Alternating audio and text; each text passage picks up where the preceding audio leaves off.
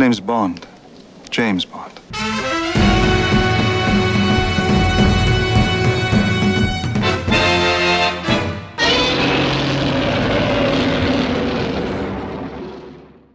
Hello and welcome. You're listening to Bond vs. Godzilla, the podcast that compares and contrasts two of the longest-running film series in cinema history. My name is Cruz Moore, and I will be your resident Godzilla expert on this show. Joining me on this cinematic journey for however long it lasts are three of my very good friends who each have their own history and experience with both film franchises. Bond expert Jacob Roberts. I'm Jacob Roberts, and this ain't that kind of podcast, bruv. Audio engineer Willie Crook. Hi, I'm Will, and I still remember what I remember. And digital artist Chas Lemons. I'm Charles Lemons, and Gigan is totally a zillion times stronger than Godzilla. On today's episode, we'll be tackling Kingsman: The Secret Service from 2014 and Godzilla Final Wars from 2004. So without further ado, Jake, give us a backstory on why wasn't Colin Firth James Bond? Kingsman: The Secret Service is based off a comic book of the same name written by Mark Millar and Dave Gibbons, with a film adaptation directed by Matthew Vaughn. The film was born out of a shared desire by both Miller and Vaughn, who felt that the mainstream spy movies had become too serious, and they missed the fun of the older movies. So, Vaughn opted out of directing X-Men Days of Future Past to instead work on Kingsman as a passion project. What we got is a film that pays loving homage to the spy tropes of old, while also pushing the boundaries of those tropes in a subversive, tongue-in-cheek satire. It is a love letter to James Bond and everything it inspired. In my humble opinion, as supreme dictator of all things Bond, Kingsman is a spy spoof done right. It puts the subject of its mockery on a pedestal to punch up instead of punching down, a pitfall that I feel is easy for satirical spoofs to fall into, and why I don't particularly care for Austin Powers. Instead of saying, remember how dumb Bond used to be, it instead asks, remember how fun Bond used to be? And uses that as a through line for the entire experience. That isn't to say that this movie is for everyone. If you don't like over-the-top violence that lingers on the gratuitous, or if you're not a fan of satire in general and are unwilling to ignore total inconsistency for the sake of spectacle, this may not be the franchise for you. It was made for people like me, who love the classic aesthetics of the gentleman spy and are willing to have a laugh at the silliness that comes with them, while also being treated to an action movie that isn't afraid to lightly tiptoe past what is considered too far.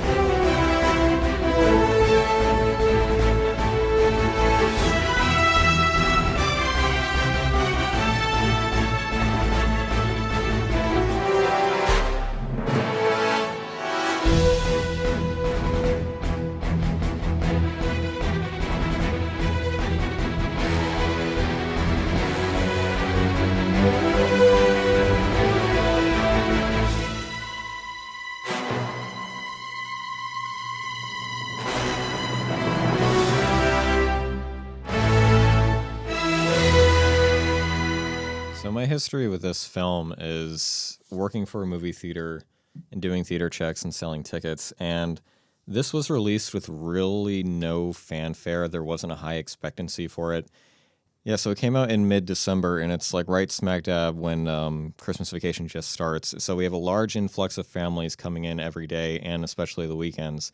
And all the popular movies are being sold out. So we pretty much directed everyone who was there to Kingsman because it was the only thing that had seats available. And it's families upon families not knowing what they're going into and coming out and spreading word of mouth of how great it is. Now actually having seen it after many years of telling my friends I'm not going to see it just out of spite. It's one of those movies that are like, oh, you got to see this. You know what? I'm not gonna. But we saved it for the podcast. And now having seen it, yeah, it is a really great, solid kind of love letter to those films, kind of a mix of tonal shifts here and there. But I think my biggest problem with it is that as charismatic as, is it Taron Egerton, his name? As charismatic as he can be, I wanted this to be Colin Firth's movie. I wanted so much more of him. I want just a whole movie of him being Bond. Colin Firth definitely steals the show, but I I appreciate what this movie is going for. We're making the lead just this, London delinquent chav.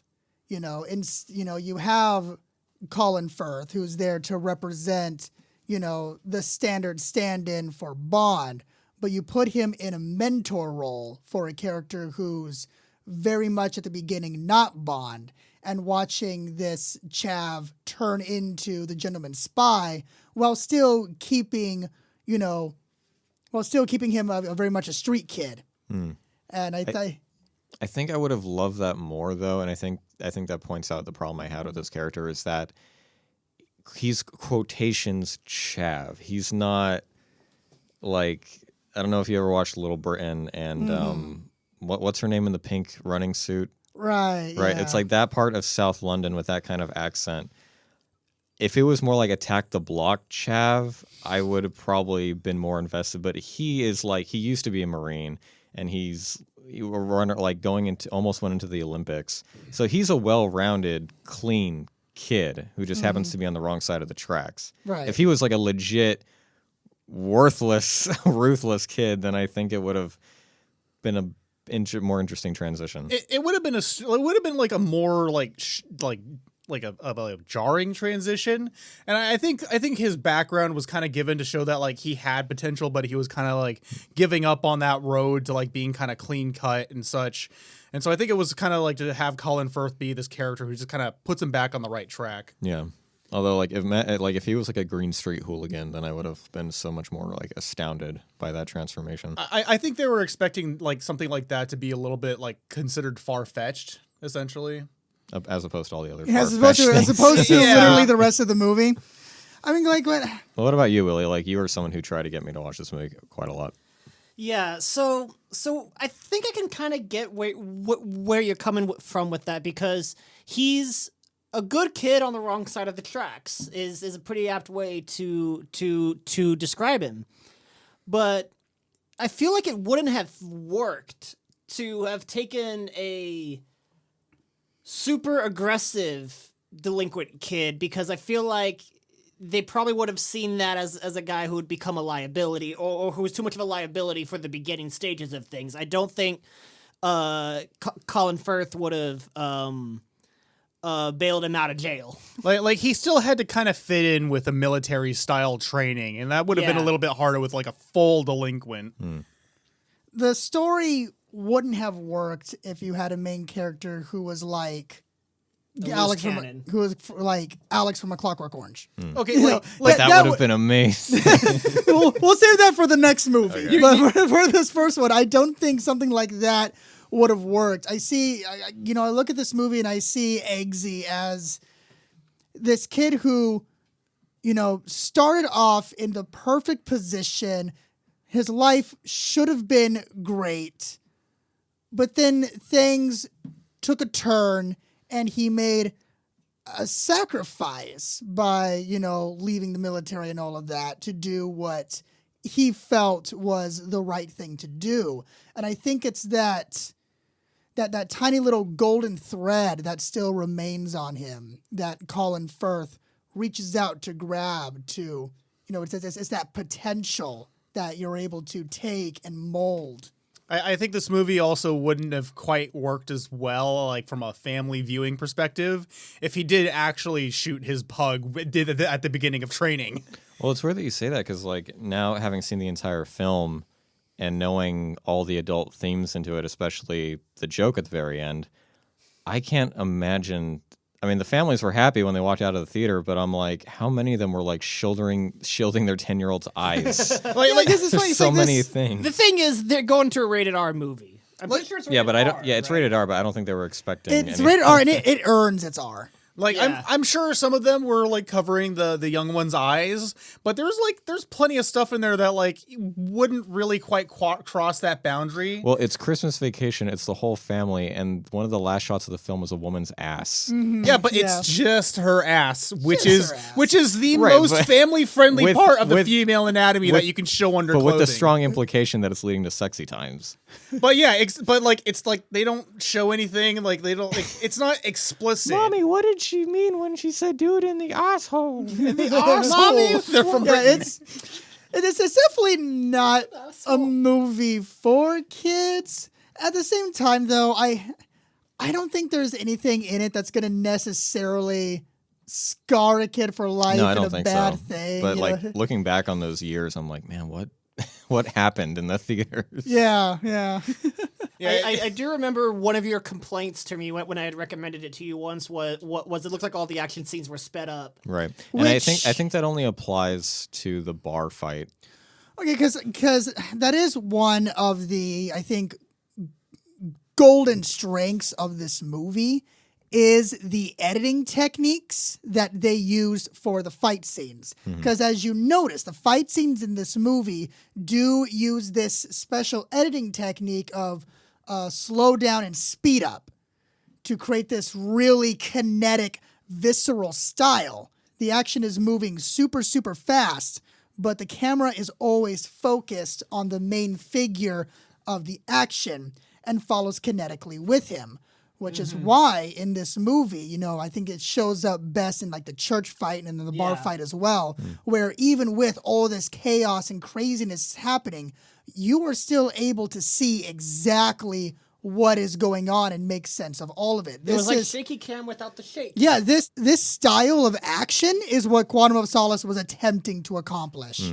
It's this editing style where they're hiding the cuts in the edit depending on how they shoot it. And maybe it's like with Willie with audio things, but as an editor, I'm like, okay, that's a cut, that's a cut, that's a cut. And I can see which moments they're picking. Yeah. So there are some that are fluid and beautiful, like the church and then the final fight against, what's the femme fatale's name? Sword legs. Sword. Those are beautiful, but there's something about the bar fight that there were just too many moments where I could spot different things or the speed didn't feel right. We can talk about the church fight scene. It's one of those things where like you see it online and it's regarded as one of the greatest like fight scenes ever shot. But I had such a strange response to it because it starts off really strong because it's just Colin Firth's acting of telling that woman off and being like, Hail Great Satan line. and have a good day. Yep. And he walks out and then the music's building and I'm like, what's going to happen? And then all of a sudden he just shoots her in the face and everyone starts killing each other. At this point, I'm not aware that he's not doing this intentionally. So the whole fight scene, I'm sitting there going, this is impressive, but I don't know what the point of it all is. It was one of those things where I'm like, I'm not trying to be a snob, but I don't know what the point of all this violence and killing is until we get to the end and he says, oh, I wasn't in control of any of that. And I think that's the point because it's out of character for him. Straight up. He would not get pissed and kill a woman just because she's chasing him out of a racist church. At the same time, it's a massive brawl to the solo from Freebird. Yeah, I would say that the fight scene, I would say, is it achieves the praise that it gets on a technical level with the editing, the cinematography, the amount of extras involved, and the amount of simultaneous action that is happening with those extras. I think it's that technical aspect that elevates the scene into the praise that it gets. In terms of just from a storytelling perspective, maybe some lines could have been added to make it more clear. Maybe there's some different acting choices that could have been made, but you know, it definitely stands as one of the highlights of the movie and one of the scenes that's going to be on the forefront of your mind when you walk out of it. And I think it does a decent job of being a self-contained, like if you were to say, hey, what's the tone of Kingsman like? I think you can point someone to the church scene and say, like, this is kind of what the movie is. Yeah, because it's the perfect blend of its absurdity and its seriousness and its gore. And I think it's kind of also to kind of have a showcase of what the villain's plan is actually going to look like. Yeah. Because up until that point, Yeah. it's kind of this nebulous thing. It's like, oh, this is going to Yeah. make people violent. And then you see what it's like with people who do tend to be very primed towards anger. Yeah, and it serves as this appetizer for the climax. We see the effects of the cell phones in this, essentially a petri dish scientific sort of experiment before it gets unleashed across the entire freaking planet. And they even say the line of, there's people in that church who don't have the SIM card, and they say It still affected them. it affected everyone whether they had a SIM card or not. Yeah, it's weird because like this is coming from someone who loves the stupid fight scenes in Matrix Reloaded and Revolutions, but I guess I don't know. I guess it's this feeling of it would make sense if Colin Firth was like fighting his way out, but he wasn't. He was like picking and choosing different people to kill in that scenario because of the effect that he was under. I don't think he was actively picking though. I think Well, he could have like walked out pretty much. right, but the SIM card is No, Right. he's okay. Let him talk. Right, but it's more of a thing of like he doesn't have 60 people versus one guy. It's more of just it's like a party of violence that he's a part of. I think the point of like Colin Firth, like the way he kind of like picks and chooses everything, is that like since he is like trained, he does essentially have military training. He's basically more able to pick out like who is like looking at him as if he's a target, and then that's who he's choosing because he's just relying on his subconscious. mean, He's not able to think about what he's doing. One thing at this scene that I do appreciate about the church scene is how the scene immediately leads into where Colin Firth gets shot in the face, which I appreciate that scene as a form of a bit of karmic retribution from a writing aspect where, hey, this character who is good aligned just did a horrible thing and there has to be literary retribution for that. And then the other angle where it uses that scene as one of the great subversions of the film where, hey, this is the opportunity to kill off the mentor figure, who in this case is our James Bond stand-in. It's not too difficult to do because Kingsman, this story, once you get rid of the comedy and the fluff and the outrageousness, it is, your standard hero's journey story. It follows the Campbell monomyth pretty much to a T. But I think it does that to like kind of like streamline everything. It doesn't need to have a complicated like inner workings. Yeah, no, the thing that the movie is trying to get you to enjoy is everything in between that is like on the outside. Yeah, the story itself is very simple. So that has plenty of breathing room to focus on the things it really wants to focus on. The action, the comedy, the characters. Yeah, and this movie does, like, it's really good about giving enough breathing room, especially for the British style of humor that this movie really pays homage to. I'm a just lot. realizing that the training is half the movie. Yeah, it is. Like It's important. I need to get I don't need to get a time count on that. I wonder if it's over or under half the movie. I mean, it pretty much encompasses the entire second act, essentially. Yeah, so about a third, and it's Yeah. just like, but like that's where you see it's probably the densest point of like when it comes to character moments in Yeah, the for whole sure. movie. The idea of the dog and how it is kind of like a cop-out trick to be like, oh, it was a blank. But I mean, okay, so you, as a viewer, you don't want him to shoot the dog, and you're on his side, and he doesn't. But yeah, but you're also siding with the Kingsman idea because that's what you want him to join. But if the Kingsmen are looking for people who are willing to kill a dog, then my whole interest in them drops. I think the analogy of shooting the dog is having to shoot one of your own. Like that's what I've always Like- taken it as. Because Terminus, because what the Kingsmen in that moment, what they're trying, what they are testing is your ability to Kill a set defenseless aside your animal. feelings to follow orders. And It's the point where, okay, to be a Kingsman, you need to be a cold-hearted killer, emotions be damned. And that is the point where Eggsy says no. I mean, it's also like that, especially in the face that, James Bond has, like, the series alone has had its fair share of double agents. And so, I mean, I feel like we've at least had one or two plots where James has had to follow somebody who was infiltrated the services. Right, but a double agent has done horrible things. A dog has not. Well, see, because the whole point is like, you have to they make him pick a puppy, raise the puppy, force you, and they say that this training took an extended period of time. Probably at least took 6 months. Yeah, so they force you to form this emotional bond with this creature who depends on you, and then the final test is ignore all that and follow your orders. Because from the Kingsman perspective is I need you to be able to shoot your own mother if that's what it takes. Yeah, because it's a bit like because they do like it's called the Kingsman. You need to be able to do what the hierarchy demands. It's called the Kingsman, not the King's dog. It's called the Kingsman, not the not the Parliament's men. I just feel like if it was reversed and they had it kill the dog and they shoot it and it's a blank, then they would have been like, you stupid son of a bitch, you would have killed a poor defenseless dog. Give me that gun. Get out of here. I mean, I feel like that would have made more sense. I thought you were going to say We wanted a either Kingsman. would have We wanted a Kingsman, not a cold-blooded sadistic animal killer. Get the fuck out of here. I thought you were going to say if they just had the dog maul the person and then if they survived.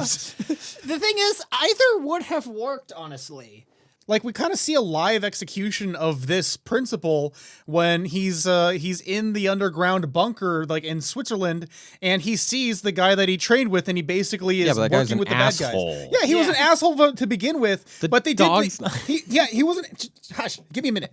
But they did kind of like form like kind of a light bond friendship. Like No, they didn't. because wasn't Eggsy spotting for him when during the one of the training scenes? They developed Like a training buddy camaraderie. Yeah, like it But the wasn't guy deep. was an asshole. Yeah, Yeah. he was an asshole. It wasn't deep, but like I feel like the point kind of still stands that like you need to be able to shoot somebody if Right, they but ended Eggsy up had being no problem like electrocuting him, but the Right. dog Fair. hasn't done shit. Well, see, because the problem with the Cruz's sticking point here is the fact that it involves a cute little animal. Yeah. Had the final test been, Arthur hands Eggsy the gun and he orders him to Harry. shoot the girl. Right. What that version of the test had, would you have a different opinion of that? See, I think in that moment, Eggsy would not have shot her, but she probably would have shot him. And then that would have made a little bit more sense because it's like, well, she's willing to do anything and you're not. You have a heart, so bye. Yeah, which is the exact same test, exactly what they were testing, except it involves an animal. Yeah, that they're gratuitously like close up of their adorable face. Yeah, exactly. Yeah, and that's the point. Yeah, Right. because the movie's getting ready to pull that rug out from under you. Yeah, because the whole point that they are trying to make is that the Kingsmen as an organization is heartless, further exemplified by the fact that Arthur took Valentine's deal, whereas Eggsy is different. Eggsy has the heart. So when Eggsy does eventually become a member of the Kingsmen, he gets put in that position where he can start affecting the organization from inside, returning the heart that the organization has clearly lost. That's a good point. Yeah, I can see that. And it is ironic because it starts off with him pointing a rifle at the dog when he doesn't want to walk with him. Yeah. So I'll shoot you, JV. it does I'm not connect. coming in last because of you. It's a bulldog, isn't it? It'll get bigger. No. So what did we think of Samuel L. Jackson's Valentine? I mean, it's perfect Samuel L. Jackson. Was it his choice to do the accent? It is.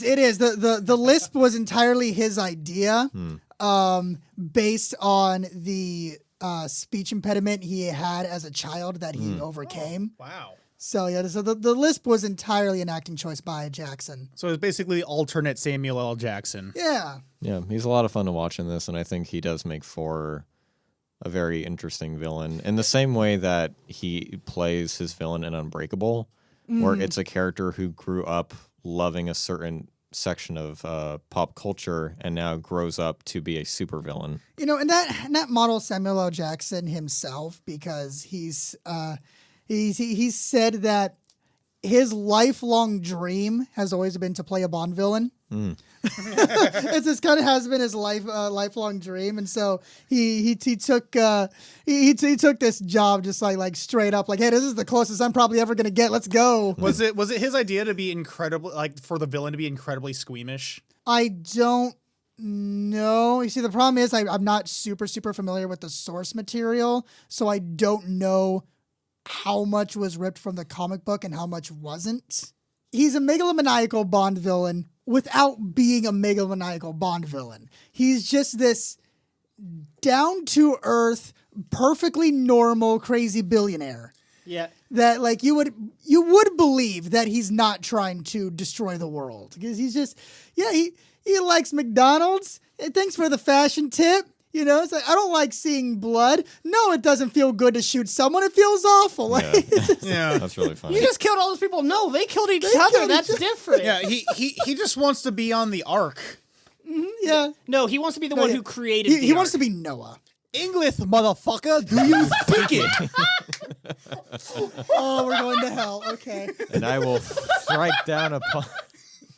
I'm assuming that they avoided an NC-17 by making the heads exploding be beautiful, colorful mushroom clouds. glittery rainbow colors. Set not pomp and circumstance. It was but- pop and circumstance. It was. yeah. It Yeah, was. pomp and Okay. circumstance. I mean, would that many heads exploding actually give it an NC-17 Most rating? likely. Really? Yeah. Oh yeah, Really? for sure. If it actually showed the blood and everything, yeah. Yeah. Yeah, That if it- many brains exploding would probably be... If it just straight up looked like Fallout New Vegas footage, okay. We're gonna watch these rich traders get fucking exploded. Have fun. Yep. Including the president. Including Obama. They don't. They don't know Obama because his head blew up. We read these stupid articles where it's like there's quote unquote controversy around it because of like the female connotations and all that stuff. My main problem with the line is just the delivery. Mm-hmm. It's not we can do it in the asshole. It's we can do it in the asshole as a question mark. I would And that makes the joke fall flat for me, and that's it. I would chalk that up to her being Norwegian or Swedish. Yeah, I got that with the accent, but the upward inflection makes the joke fail for me, which I know sounds whatever, That's very, very nitpicky, but it's it's just- fair. Fair enough. I mean, That's what made the cause flat for you. Yeah. To each their own. Yeah. I've always interpreted it as, hey, are you into that? okay, maybe. Yeah, that's a good way to take it. Like I know. Yeah, it's a little bit out of left field when it happens, but it's not too tonally different from the rest of the movie. Right. Like if you're sitting actually watching this movie from beginning to the end and you get to that moment, It fits. it fits the tone of the rest of the movie. Like I mean, like you made it this far in and that's the first thing that offends you. Yeah. I mean, this is That just means so Yeah. the people who are complaining about this joke, I don't think actually watched the movie. Or if they did, they hated it so much that they chose this one joke to be their pinpoint target. and this is a movie that like features domestic abuse. So like this is hardly like the most Yeah. offensive thing in the movie. Yeah. When Eggsy comes back after training, his mom has a black eye. Oh, I was so waiting for the comeuppance in that, and when he drives by in the cab, and then it drives him away, I'm just like, Right. no. No. Oh, yeah, no, it's just such a blue balling moment. They're Yeah. just like, oh, God damn it. Yeah, and it's like, come on, man, he's my fucking, my mom, bro. Yeah. And the other thing is that I kind of feel from that is the people who hate that joke so much that they complained about it are probably people who hate every single Bond movie because Bond's a misogynist. Typically, and they want to Apply it. Dumb, which Yeah. is dumb because the joke itself is making fun of the misogyny. Yeah. yeah. I mean, I feel like they're turning it on its head because it's like, oh, the woman's proposing, and the man's like, oh, I can do that. Yeah. Yeah, and Because he goes, yeah, because I'll be right back. Eggsy Like, asked for a kiss. He didn't ask for anything else. Yeah, he was fairly innocent in the matter. Like missing the point and getting angry about something is one of the freest hobbies out there. Yep. So Oh, for tons sure. of people Yep. do it. For sure. I've done it. Thank you. Thank you. You're welcome.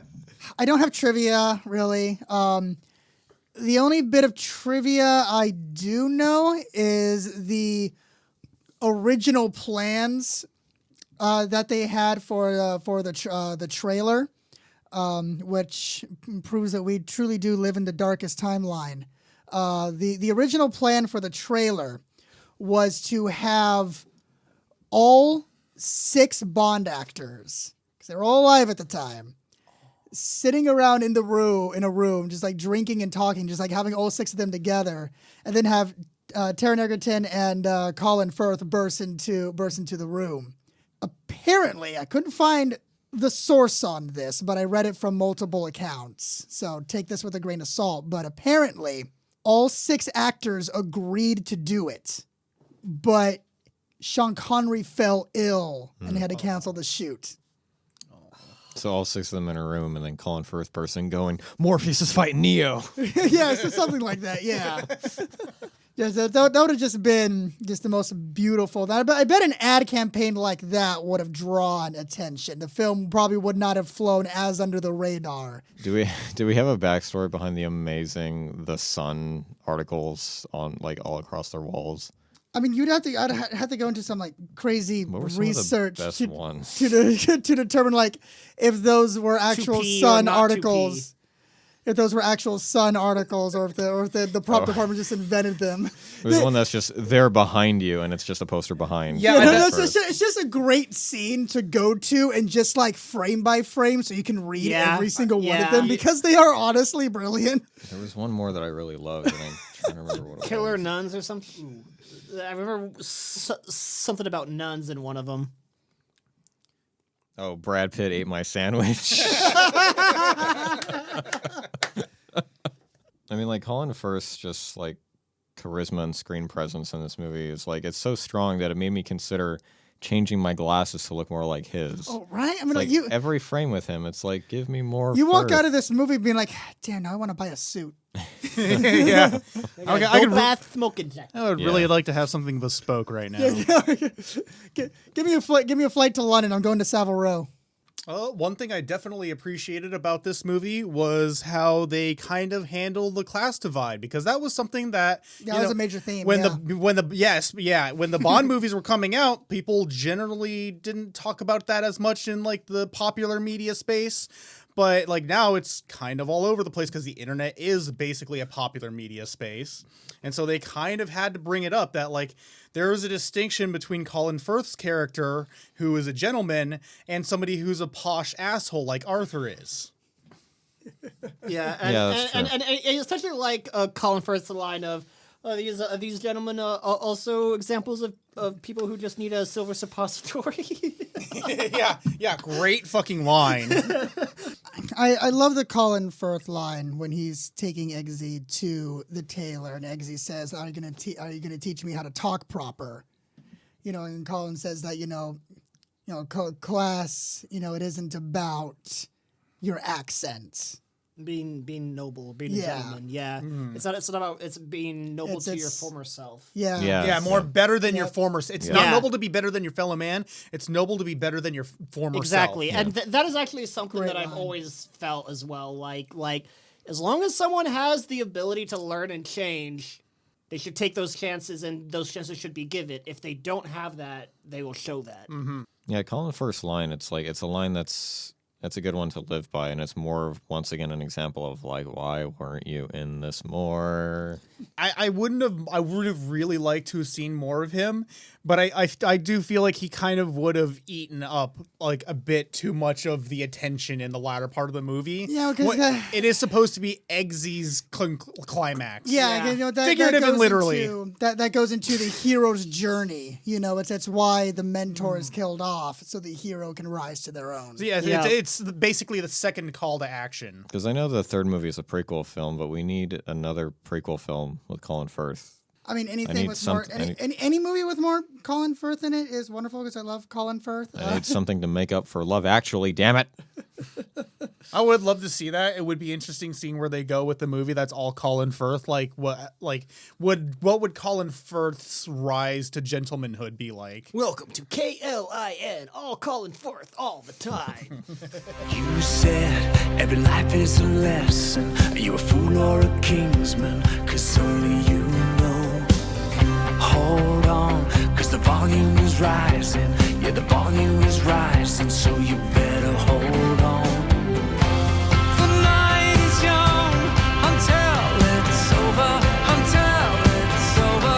The night is young, the night is ours, until tomorrow, until tomorrow. Get ready for it.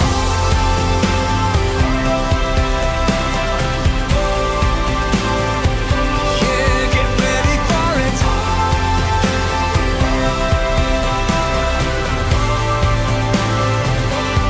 She said there's only one place left to find. Together we can save the world tonight. Get ready for it. And tomorrow's gonna suck. Tomorrow was going to You be have to go less in than early? preferable by a long shot. Do you have to go in early, Jake? Like Not if I shoot myself first. So that's a yes. The only way. I mean, if you fire yourself out of a cannon into a wall, Eric probably won't even be mad. He'll be too know busy what? being impressed. Yeah, you know what? That space balloon mission isn't looking too bad right now. I think I'd rather go do that instead. Anybody else notice King Caesar has tits? No, that's just it's battle-ready armor. No, those are tits. Yeah, it's just a bra. Yes, Cruz. Damn. And actually, I did notice that. I just didn't say anything because I was like, Aha!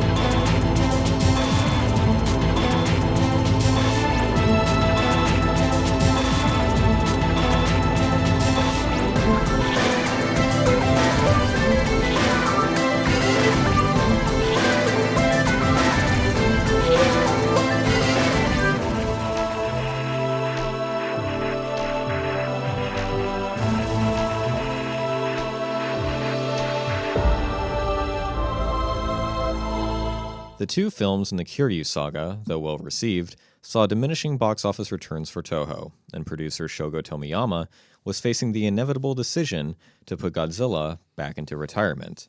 But not without a grand finale to celebrate his 50th anniversary. To quote Tomiyama, "We have done all we can to showcase Godzilla, including using computer graphics technology, and we haven't attracted new fans. So, we will make the 50th anniversary something special. A best of the best, and then end it for now." Newcomer director and lifelong Godzilla fan Ryuhei Kitamura was chosen to helm the next movie. The production and anniversary were treated with high regard as they chose to hold the record for the most kaiju in a Godzilla movie, traveling around the world to shoot on location, releasing Godzilla Save the Earth for video game consoles, a reference in Metal Gear Solid 3, and having the world premiere at the Chinese Theater in Hollywood, as well as giving Godzilla his own star on the Walk of Fame. The movie is a 2-hour-long cheese fest of action and insanity that tends to split the fandom apart. But I personally love it to death, and it completes my top 10 list of Godzilla movies. So what did you guys think of Gigan Rise? 11 out of 10. I will not be taking questions at this time. yeah. From the minute the movie started, Which is a pretty good start. which is a pretty damn good start, I had just the whitest, most stupid grin on my face that would not go away. Yeah, like Jake was laughing in hysterics for the longest time. I was just, I've been saying throughout this project how much I love cheese, especially cheese that revels in itself. This is what I'm talking about. And this was like the first instance across the podcast, I think, for me, that the cheese worked for me in like as grand a scheme as this one did. Because I love so many of the Godzilla films, but this was the one that I was just waiting and waiting for. Because in a way, even though the Millennium series has modern day Godzilla films, there's Final Wars is such a chaotic mixture of so many different action elements that clearly come from a director who has a passion for American and Japanese cinema, that to me, this is like the peak of, if you want a modern day Godzilla film from Japan that looks as close as you can get to a big Hollywood blockbuster, Final Wars is it. This movie does feel like basically Kingsman, but for Godzilla. It's a nice pairing. yeah. It Yeah. takes everything that's God. amazing about the Godzilla series, turns it up to 11, and Yeah. just fucking Goes with it. smooches it in public and does not give a shit. No, it's That's a good analogy. Yeah, this movie does not care what you think. It is going to have fun. Yeah. It is going to do all Whether of- you either Whether hop you're- on and come with us, or you're getting left behind, and it's not going to care. Yep. So my personal story with this is that I didn't really have access to the internet until 2004, 2005. And having that, I get to go online and be like, oh, wait, they're still making Godzilla movies, and there's ones that I haven't seen. So what are they doing today? Cut to eventually me finding Final Wars and seeing a listing of it playing at the Egyptian Theater in Hollywood on my birthday in 2005. And I immediately asked my parents, one of the few good things that they ever did for me, you know, hey, is this an idea? And they're like, yeah, possibly, only to then surprise me and say, hey, you're going to see this film. We're driving you to Hollywood. And it was the first time I ever stood in a line with other people who understood what I loved and were there for the exact same reason. And they were selling toys, and there were little kids there looking at them, and it was just a whole first-time experience of immersing yourself in that. Fan base. Yeah, of a fan base. And yeah, like watching it on the big screen, and I feel like Final Wars was the first subtitled movie I ever watched, and getting to experience that, and then hearing people cheer for the film, and the reaction when Zilla got his ass kicked, and just like laughing with 100 other people who were laughing. It was Love when Zilla got perfect. its ass It's kicked. Final Wars is incredibly special to me. Just the whole idea that Zilla is the one monster who is CGI and like Yeah. purposefully shit CGI. just like the- CGI that was modeled by taking the action figure they made of him and scanning it. That's amazing. so it's a copy, An action figure that I used to have. So it's a copy of a crappy copy. Yeah. Done poorly on purpose. That is funny. That's amazing. The idea of just taking everything Godzilla ever Yeah. and just throwing it onto a wall. All of the monsters team up with Godzilla to fight Ghidorah. Here's a three-way battle with Godzilla, Ghidorah, Mothra. You know, we've had these spectacle movies, but then they all pale in comparison to this. Yeah, like for me, like I know a lot of people love Destroy All Monsters, but to me this is Destroy All Monsters perfected. Yeah. I kind of have to agree with that. yeah. Like there's been some movies before that kind of tease like kind of a globe-trotting kind of thing, but this movie like is actually able to do it. And I know like the fandom is split because a lot of them complain about the runtime and a lot of them complain about the fact that there's so much kung fu and random fighting and shit. That's one of the best Yeah. parts. Oh no, there's too much awesome frosting no. on my Oh, no. cake. Oh no, it's a 2-hour movie? What the fuck? Oh no, this movie is reminding me of The Matrix. How horrible. Well, Oh, what a tragic fate. It is that comparison, Chaz, of like, yeah, this is a cake that has maybe like 3 layers of frosting, but I don't give a fuck. Give me that shit.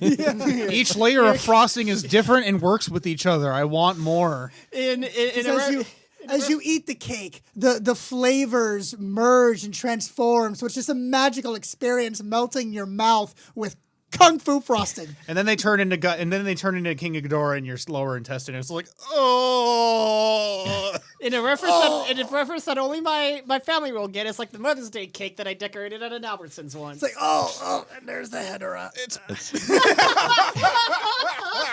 I need to get some cream for that. It's a Tums. It's a 2 hour long, just insane movie that like, by the time you leave the theater, you do have that like action movie exhaustion of like, whoa, that was rough. But in my late 20s, like after seeing action movies I like, it's just like, oh, that was rough. And I was like, but this is one of those movies. It's just like, I was like actually still excited about this movie walking out of it. Same. Yeah, you walk out and you're still feeling You're still the hype smiling. of it all. I was I'm smiling all the way home. Yep. That was great. Yeah, like on the way home, I was just like reveling in this acceptance that like, even though we have one episode to go in the Godzilla series, I kept saying, I did it. Yeah. Like, I can have this under my belt knowing that I got to Final Wars, a film that, you know, if I were to talk to my 12-year-old self and be like, hey, 17 years from now, you're going to be showing this in a theater again, and your friends are going to love it, and this series is never going to leave you. And it's an accomplishment for me. And like, of course, with it being like the finale, it is just like everything from Godzilla roaring at the camera at the end. You just see his name, Yeah. and then it fades to black, and then you hear the 1954 roar from him, and Yep. it's like it really is this thing of like, even though the Godzilla series is continuing, this for at least 12 years was the be all end all 50th anniversary. If you want to look at the chronology of a man in a suit to a man in a suit, this is it. This is the end. Yeah. This is, this Godzilla is the will end. continue, but in terms of suit acting and that classic feel, this is the end of an era. This is the stamp. Yeah. So being the 50th anniversary, we also see the return of many veteran actors, including Akira Nakao, who plays the original pilot of the Gotengo, Koichi Ueda, the second in command of the Gotengo flashback, Kumi Mizuno as the EDF commander, and her granddaughter also plays the news anchor Otonashi, Kenji Sahara as Dr. Jinguchi, and Akira Takarada as Secretary General Daigo, who also makes a reference to his Japanese James Bond character, Mr. One Shot. That was also a really sweet moment in the theater where it was a reference that I didn't get, but as soon as he said they used to call me Mr. One Shot, there were clearly tons of older fans who were clapping at that, and I'm like, oh, it's a piece of history that I don't know about. He also has that wonderful explanation in that scene of just like, he had died in that plane crash, but then he shows up again, and the subtitle is just, we survived somehow. Don't worry about it. What did you guys think of Japan's view of America in this movie? Most notably, the lovely streets of New York and its gangster confrontation. Fuck it. If they're gonna throw this in my face, I'm just along for the ride at this point. Let's go. I'm all in. Let's go. It was, I mean, This is definitely one instance where it works in that it's so bombastic and ridiculous that Yeah. it doesn't feel out of place in this movie about giant kaiju fighting each other. Well, it's funny because the actor that played the pimp did get like advice from his friends of like, okay, what kind of dialect do I use and how do I talk? And the guy that played the homeless man was actually a New Yorker, so he gave him tips on how to behave and act in that scene. it felt like, it really did feel like Japan just stood up and said, oh, don't worry, I speak jive. Right. Yeah. Yeah. So it was a combination of they had a script, but they also changed their dialogue here and there to the point where they as you can notice from the dubbing, if you just insert the lines for yourselves of 5 minutes, 5 seconds doesn't fucking matter because I'm going to fuck you up. But the dub is 5 minutes, 5 seconds doesn't freaking matter because I'm going to mess you up. And the reason why that happened is because they go with that line, and by the time they got to Japan, they're like, yeah, we need to not have the F-bombs in this, so please dub over your lines. So it wasn't someone else dubbing over. They had to dub them. Yeah, it was actually the actors dubbing They themselves. dubbed themselves over. Okay. That's funny though. You still. shouldn't have to censor. But you can play art. along at home and just turn that scene on mute and just insert F-bombs and you can see it. Yeah. So the director approached the actor playing the police officer before the shoot, asking him, "What kind of donuts do you prefer, chocolate or cinnamon?" What? And the actor was like, I mean, I'm on a diet. I'm pretty good. You don't have to pick up donuts for me." And he's like, "No. I want to. Like, what flavor do you prefer?" And he's like, "Okay, I guess I'll take chocolate." Director returns with like 50 donuts. And he's like, "Okay." And then he realized, "Oh, wait a minute. I'm playing a cop and he wants me to get in character. I thought he was just picking up food for me." It's like, oh, right. Yeah. Other countries have stereotypes for us, too. Yeah. That's funny. That was also the first day of shooting on the film and was the director's birthday, where the crew surprised him with a cake. Yay! One of the interview questions asked by Brett Hominick for the actor who played the pimp, Darren Shanase, goes as follows. "Is it true that pimping ain't easy?" "Not when you get blown up in a ball of fire by a 100-meter wide flying monster, it isn't." Good answer. So, thoughts on Don Fry as Captain Gordon? I was expecting this guy to just be, the throwaway cool captain guy, at the beginning that they just, kill off and that's all you're ever going to see of him. And then he comes back and he's like the main fucking character. And I'm just like, oh, come here. I want to kiss your mustache, you beautiful human being. Yeah. I loved him. So entertaining. I was under the same impression as Jake that this guy was gonna die, and then he actually succeeds, and then they're like, you won't escape court martial for this one, and then he says something like, Oh, shit. yeah, and then it's like, and then when he comes back, it's like some other line of like, you can't get away from me, couldn't get rid of me or some shit. And I'm just like, oh, this guy's fun. Walking around with like his carrying a fucking samurai katana, just being a general badass. Carrying like a fucking xenomorph themed katana. General Gordon, he's more a- like General Badass. Like he's the goddamn last samurai. 80s American action movie kind of Yeah. aura Yeah. to him. Yeah. That's just like it's so out of place tonally that you are just forced to focus fire on him and just pay attention to every small thing he's doing. It's like if The Matrix had had Arnold Schwarzenegger in it. Like, I feel like if this movie had a sequel, this character would basically be the president by then, Yeah, exactly. and he himself. He would be Hagar. Oh yeah, like shit, like who was the mayor in From Final Fight? Yeah, Final Yeah, Fight. oh my god, he does remind me a lot of Mike Hagar. he just is Hagar. He is Mike Hagar. Holy shit. Like, if he was the mayor of New York in the crappy '98 Godzilla remake, he would be punching the baby Zillas. I completely believe that this guy just goes and pile drives great whites. Holy shit. This guy is not Underwater. this guy is not afraid of Manda, because he could probably almost take He him will 1-1. turn Manda into a fucking pretzel with his Manda, bare Manda, Manda goddamn show? hands. He's gonna turn Mando into a full suit of the scale. He would use it as a jump rope. It's like Indiana Jones. The entire movie is the guy flinging around the scimitar, and the captain is just Indiana shooting a gun. Yeah. Yeah. He would turn Manda into one of those giant ropes that you just make a wave out of for exercise. So it just makes me happy that in terms of like Americans being featured in Godzilla movies, we've gone from Nick Adams and Monster Zero going like, it's not going to amount to a hill of beans, baby, to there are two things you don't know about the Earth. One is me, and the other is Godzilla.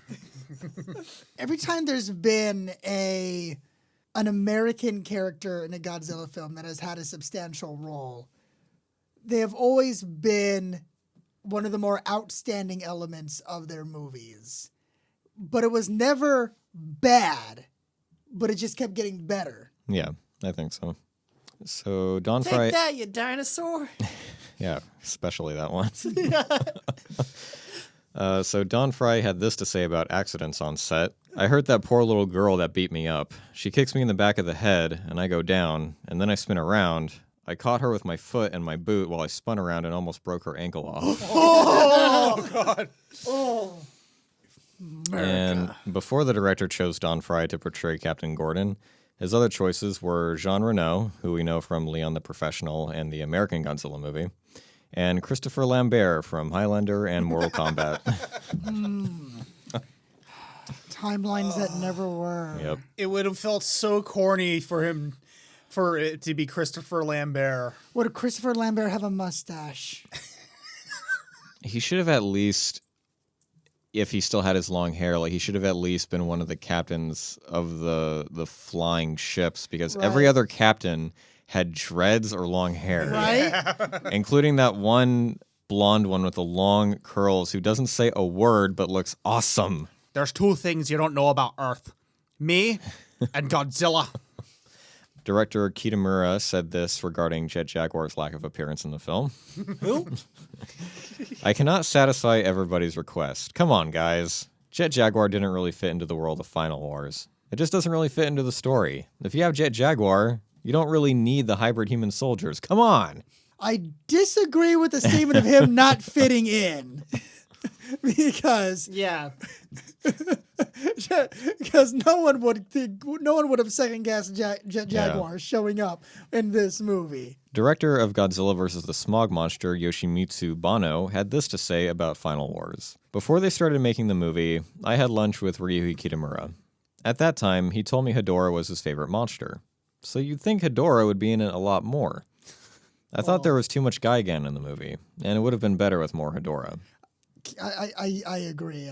I love Hedorah, so I would gladly swap out all those Gigan scenes for Hedorah scenes. As much as I love Gigan in this movie, like, as a kid, like, the Smog Monster and still is, like, one of my favorite monsters, and it did kind of make me sad that he's relegated to about 10 seconds of being destroyed with Ibara at the same time. Yeah. Yep. So regarding the Ibara fight, Kitamura states, I still don't know why I made that Ibara shrimp monster scene that long, which I still love. That's one of my favorite scenes of my own work. You don't do that in Japanese movies. That amount of fire and explosions and those insane stunts. I love the scene, but why a shrimp? Why I made that scene the most dynamic scene of the entire movie, I still don't know. Maybe he was just really hungry when he wrote the script. I think, that was one of those scenes where Jake was just laughing in hysterics of just how insane it was. There's just this car is flipping everywhere in explosions. Yeah. And Japanese people just posing in these amazing suits. It was one of the questions that crossed my mind is, as much as I was enjoying it, I was also thinking, okay, but why Ibara? Right. Like the scene is cool and all. This is badass. Why Ibara? I think it gives them the chance to be like, okay, we're not going to use a ship. We're going to use these mutant soldiers on foot with Gatling guns and rifles leaping all over the place. Agree with that decision, yes. It's almost like Attack on Titan of just watching small individuals take down a kaiju and succeeding. Yeah. Humans actually beat something. Yeah. Yeah, for Holy one. shit. Sorry, I'm a vegetarian. Yeah, so I remember mentioning, I think back in Mechagodzilla 2, that I've never really particularly cared to see soldiers fighting kaiju in G-Force, but then I said that we'd eventually get to a movie where G-Force is taken to 11. So how did you guys feel about Agent M and the entire mutant idea that came out of nowhere? X-Men meets Matrix. Yep. More like just X-Men meets Godzilla. It's like, I love how the intro is just like mankind and worldwide war has caused monsters to erupt from their slumber. We are no longer killing each other. We are now united to fight monsters, which is a concept that I've always thought is like amazing. And then What's the About one, damn time. What's the one thing to keep us from killing each other? Oh, a common threat. Yeah. That's like truly planet-sized. And then they introduced that, followed by, at the same time, mutants were discovered in humanity. Like, wait, what? I'm sorry, why? Go back? Yeah, They also said that the directors and writers and producers pretty much decided how the monster fights were going to go by putting a bunch of Godzilla toys on a table and just playing with them. I mean, That's quite appropriate. that's the proper way to do it, right? Yeah. But how else do you do it? I mean, you have the models. That's they're this entire movie. They're anatomically correct, and you could do with them. You have a list of what they do. Just let your imagination take over. This movie does feel like an elementary school playground fight. It's like, I'm gonna have Gigan come out, and Gigan's gonna have like these cool new laser beams. But yeah, well, I'm gonna use my army of kung fu mutant guys, and they're gonna fight you. Yeah, well, I'm gonna have Godzilla show up and go kill all of the monsters. But no, So overall, like, what are your guys' feelings on just like seeing almost every single kaiju that we've ever had, besides the Heisei era ones? Amazing. Oh, it was just super cool when it got to the middle section of where Godzilla has finally shown up, and he's just and essentially in a montage, like one-shotting all of these monsters that gave him such trouble in the past. Yeah, it's like I know your secret now, bitch. It feels like you've reached the end of the game with all of your, end game abilities going through the boss rush. Yeah, it's New Game Plus. Yeah, it really does. You know how to, you know their patterns and how to beat them. I have to appreciate that they finally did something with Anguirus. Mm-hmm. Yeah, Like, I told you guys to come back, and he comes back in a good way. Did a thing, and I'm just proud of the little guy. There you go. Yeah. But He was a soccer ball. yeah, no, it's better than all of his other previous appearances. Yeah. I do got to say though, the biggest disappointment at all with all of these all-star newcomers, where the fuck was Gabara? Yeah, well, we understand that Gabara is technically a part of someone's imagination, so Yeah, it no, makes I get sense. that. I know, I get that. It was just Yeah, no, it was just a perfect monster for me to throw in a little joke about. yeah. Where's Gabara? You don't get Gabara, we do get Zilla. You do get Zilla, which is amazing. That's one of those scenes in just like cinema that like I can watch over and over again. It's so because I perfectly didn't realize made. that was Zilla. Zilla is the 98 Yeah. American thing. That's the American Godzilla. Yeah, because I just remember this one random like low poly type deal for like I was only in there a second. There's Zilla. I kind of like how they did have this movie's persona, like version of Godzilla kind of acts like the movie's release, where it's like, oh, it's like really loud and aggressive and it plays a big game, and then it gets its fucking ass kicked. Yeah, I love the fact that like, and I knew that Willie was going to catch it too. Is that in the title sequence we see Sum 41, and Willie was like, "What?" Yep. Yeah. Like all of a sudden, just in the title sequence, they're showing things, and then all of a sudden, Sum 41. Yeah, I'm sorry, what? what? That's the only song I've ever heard from them. It's in it for like 20 seconds, and that's it. I really liked how Manda was kind of the introductory monster to show that this captain is actually like he will take everything to its limit. We finally got succeed. Snaky Boy again. I was wondering what Jake thought. Yes, Manda is the perfect jobber. Yeah. He is the perfect monster to just throw away and finger flick, just to set the tone without having to raise the stakes too much. Like kind of like Ebera, he's a good one for like the people to fight because Godzilla would just wipe the floor with him in this movie. Yeah. So speaking of Snaky Boy, there are a couple of references to other Toho films from the past in this movie. The Gatengo ship originally appeared in 1963's Atragon, which is where Manda is originally from. The EDF Earth Defense Force is originally from 1957's The Mysterians, and the planet Gorath comes from the 1962 film Gorath. I could definitely, even though I wasn't aware of the original references, I could still get a sense of the context to recognize that they were references. Because there was that thing where like, oh, another planet is going to crash into Earth. JK, it's not really. And it was like, huh, that was a weird thing to bring up. It's probably a reference. And of course, you have the Zillions returning after so many years with the visors and everything. I was happy when the Zillions returned. It was, especially when they put on the freaking eyewears, and it's just like, hey, it's the thing. They come back in full force with full leather trench coats and everything, and it's the coolest fucking thing. Fucking cool. It's like the best Matrix homage I've ever seen, and it's in a Godzilla movie, so it's even better. Yeah, it's clearly just not only does the Matrix owe a lot to Japanese cinema, so it's already there, but clearly Matrix fights and then him stopping the bullets with his Yeah. hand. It's like clearly there's Matrix No, influence. and it's just There's the highway motorcycle chase. a poetic circle, where Matrix was clearly inspired by Japanese cinema, and then you have this big old, huge Japanese movie taking very clear inspirations specifically from Matrix. Mm-hmm. Only 1 year after Revolutions came out, so it's like we're still riding that train in Japan. Yeah, when this came out, Matrix was still, at the top of its wave, Well, it was descending once Revolutions came out. Yeah, I think people that's when people were starting to get a little bit disappointed with how the series was turning out. But it feels good to just be like, yeah, these influences are there, and no one cares because of how awesome this movie is. Even though that this movie unfortunately did bomb, it did not make its money back, I think, and not a lot of people came for it. It had really low attendance in Japan, and it makes me sad. What the fuck is wrong with people? Because at that point, it's like Godzilla wasn't attracting a whole lot of new fans, and I think, it was also a mix of determining who exactly it was for, because the main character, Mutant, was either part of TV or a band or something, so it was kind of marketed towards a younger audience who wasn't interested in Godzilla, and then the older audience that was into it wasn't going. Clearly, it's, I think, being rediscovered and appreciated, at least by these guys. Younger audience that isn't interested in Godzilla. How does that sentence exist? Well, especially during the early 2000s, there's so much more to discover. Especially with me, growing up as a teen, I was getting into other things, and it was Final Wars that brought me back into Godzilla.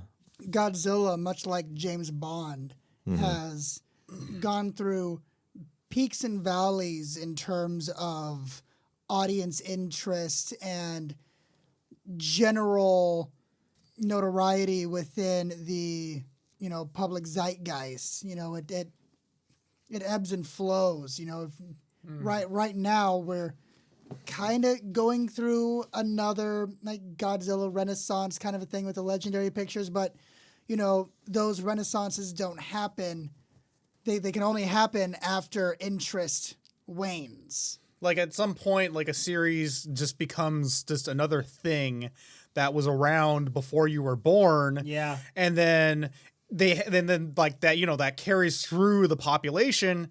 And so then they have to do something new and exciting and different to really kind of get people's attention to this thing that they're just used to taking for granted. Yeah, so that's what Casino Royale did. It brought James Bond back. So Yes. imagine if Final Wars came out after Destroya. A 9-year gap, and then Final Wars comes out, and you're like, oh, I forgot how amazing Godzilla is. Yeah.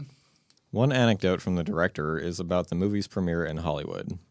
It was a once-in-a-lifetime situation, so I invited all my friends and family, and we had a blast that day. It was so much fun.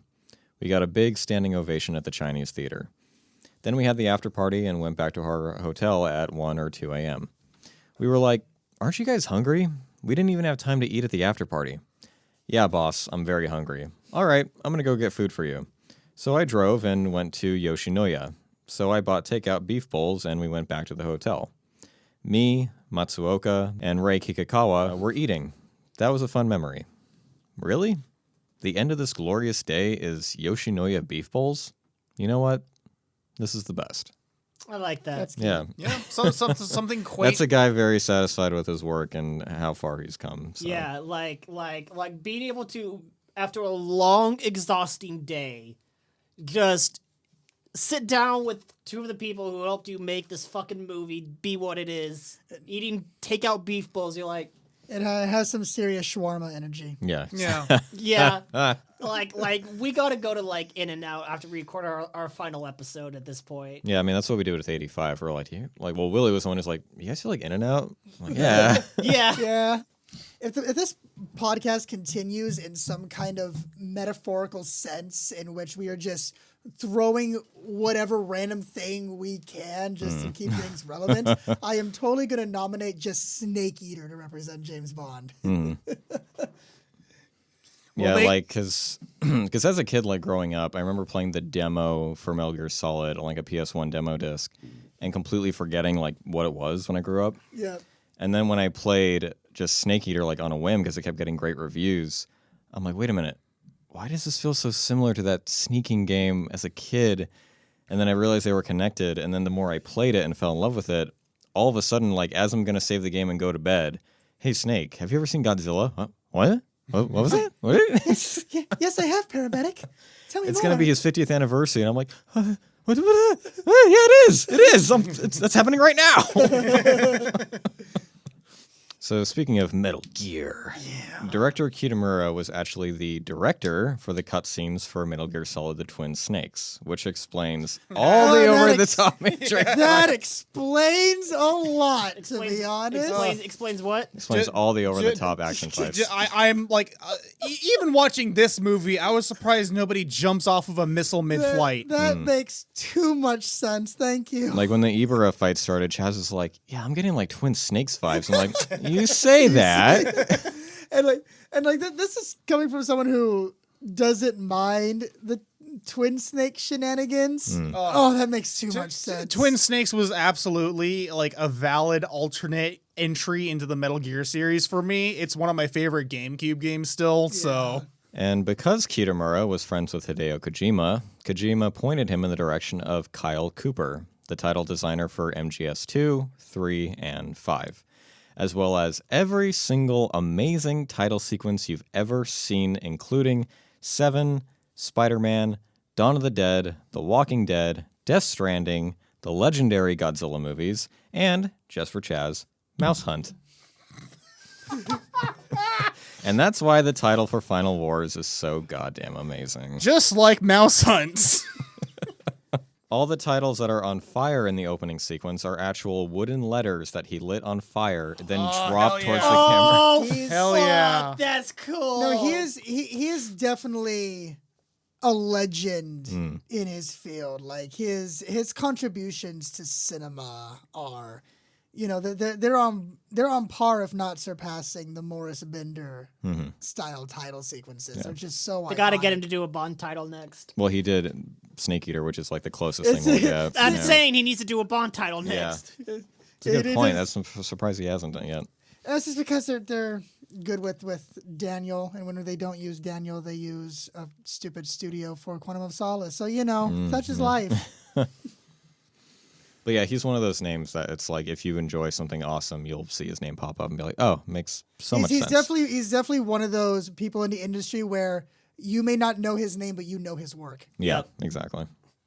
Final Wars writer Wataru Mimura had some negative comments about his movie. I'm not sure if you could really enjoy it.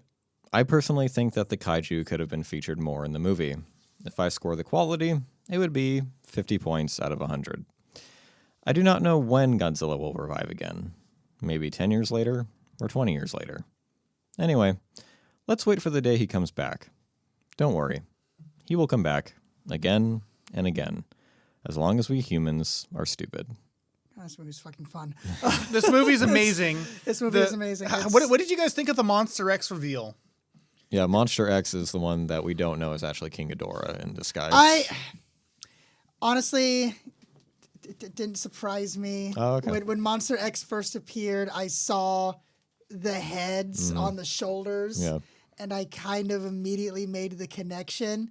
I immediately thought, okay, either this thing's design is an homage to Ghidorah, or it is Ghidorah. So I saw that. I thought it was Ghidorah at first because I also saw the 3 heads. But then I was like, no. Okay, there's other heads aren't doing anything. I guess this is something else. And then later on, I was like, okay, fine. Because you have to ask yourself, wait, have we seen all the monsters yet? Is there one missing? I was waiting for Ghidorah the whole fucking time. Yeah, I was like, man, there sure is a certain golden boy missing. And then his head, like his middle head, like extends. I was like, oh shit. I mean, but what other monster are you gonna save till the end? Yeah, exactly. And Gearus to turn into Kaiser Ghidorah in this movie. He looks, like the Donnie Darko Ghidorah. He looks so fucking cool. Right, yeah. With 4 legs this time, which I don't know if I'm a fan of, but I mean, it's different. I think it works. It works. I mean, 3 heads, 4 legs. Just not the math works out. Right after being introduced by this giant meteor hitting Earth, and Godzilla's just standing in the center of a crater, like, whatever. He's just like just brushes his shoulders off. Godzilla's just like, whoa, Was that you or was that me? Anyone else feel that? It's like, did I have something big for lunch? I don't know. I love how it is just a monster that like you're utilizing suit acting that allows you to be flexible. So their first interaction is just running towards each other, leaping in the air, and just fighting. And it's like, this is just pure. This is like one of my Japanese animes. This movie was definitely like one of my Japanese animes.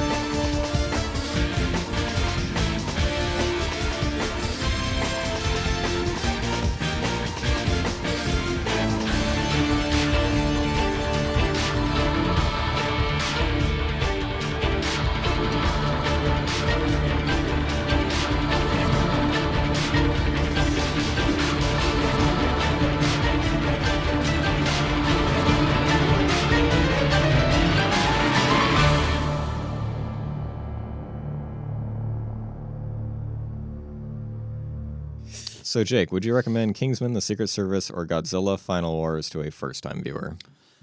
Kingsman? Sure, go ahead and knock yourself out. Don't need to be a spy film aficionado to fall in love with it. And if you are, hey, you're going to enjoy it all the more better. Go and watch it right now. It's not for everyone, but it's a damn good time. Final Wars? Under normal circumstances, I would say no.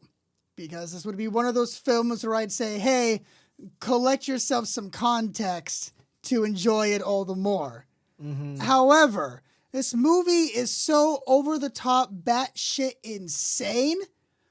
Context be damned, you should watch it just for the absolute hell of it.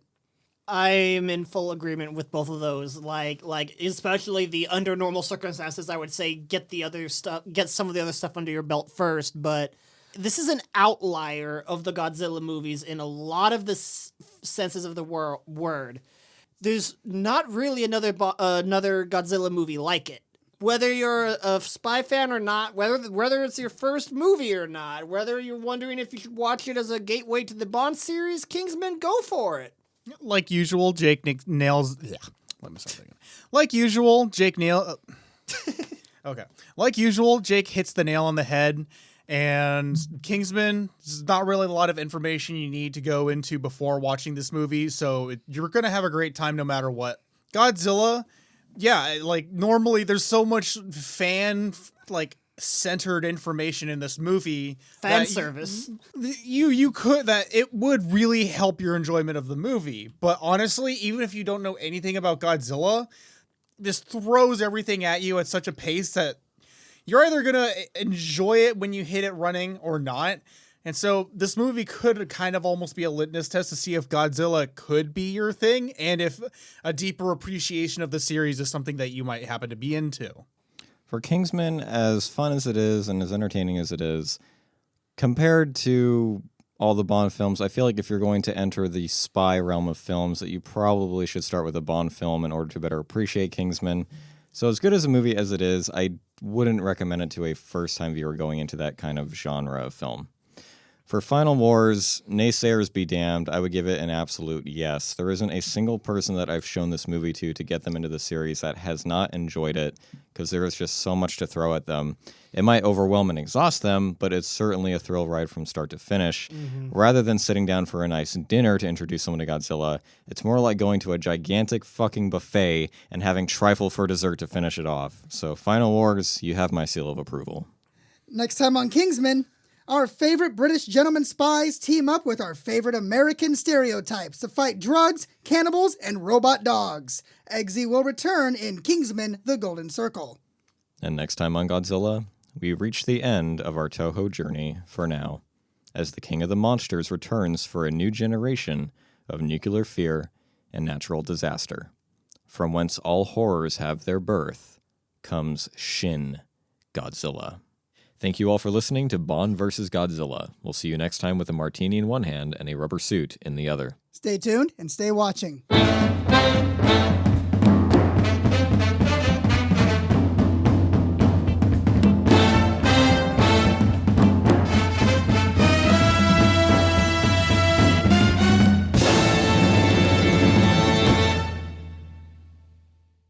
Willie, please edit out what I just said. I don't want to get arrested. That'll be Cruz's job.